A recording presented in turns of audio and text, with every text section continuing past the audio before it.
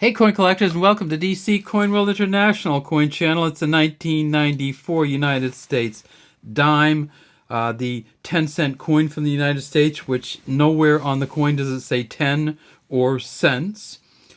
We look here, it says United States of America. This is the back, of course, so the reverse. One dime at the bottom. In the left here, we see there is an olive branch with a couple olives on it. You see the olive here and the olive here. On the right, we see that there is a oak sprig or an oak branch with a couple of acorns on it here and here. And then in the center, we see that there is a torch. And if you are trying to find out the quality of these coins, what you do is you look at these two bands here and here, and you look at the definition of the line between them, and we look as whether you can see all of the bands. That would be called a full band version, FB or FSB version. And that's how you do the quality of these coins. In addition, at the bottom here, you will see it tips up slightly if it is in really good shape. One of the things about dimes is from the United States is that it's just not as collectible for some reason. I guess there hasn't been as many errors maybe, or who knows why, but you can get dimes in an incredibly good quality and still get them relatively cheap compared to nickels, quarters, pennies, half dollars, and dollars. You can get this in an MS-67, which is a mint state 67 out of 70. It may only be worth about $40. In fact, you can get it in an MS-67 Plus for under $100, and you can get this in an MS-68 for probably under $500. Why is that? Hard telling. I mean, they made a lot of them.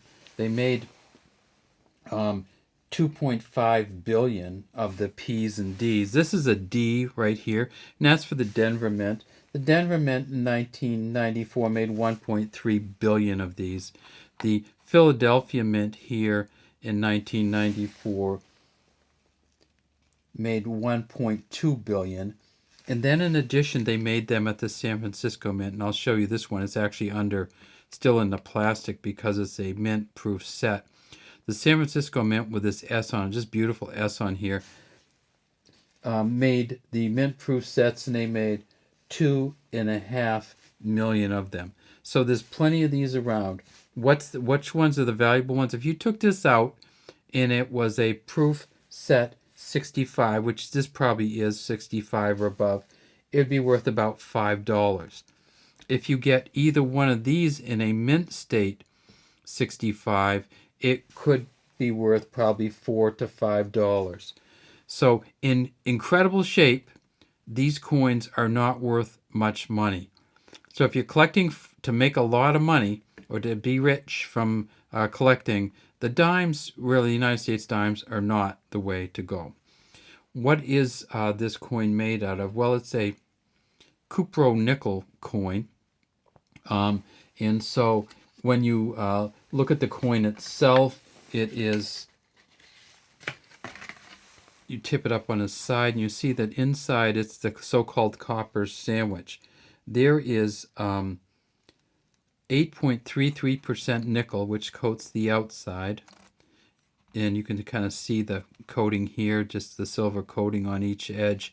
8.33% nickel, and the rest of it is copper, so it's 91.66% copper.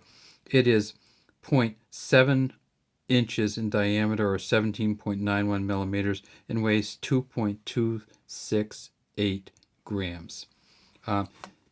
It's really interesting to look at these because these two, of course, came out of a uncirculated set. So in the uncirculated set, at the time when they sold these in the uncirculated set, they sold the uncirculated set for $6. No, I mean, sorry, for $8, and now they're worth about $5. So if you buy uncirculated sets of U.S. coins, often the value is not that high. One of the reasons is that people go through all the uncirculated sets and take the best coins out and sell them individually, and then the uncirculated sets that remain are often not the prize coins. What if this wasn't in a uncirculated set? What would it look like?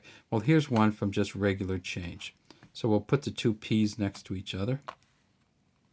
We see that they actually polish the uncirculated sets way differently than they polish the regular coins. Same kind of thing. We see the wear. We see the WE getting kind of smushed down a little bit as it wears. We tip it up on the side, same thing.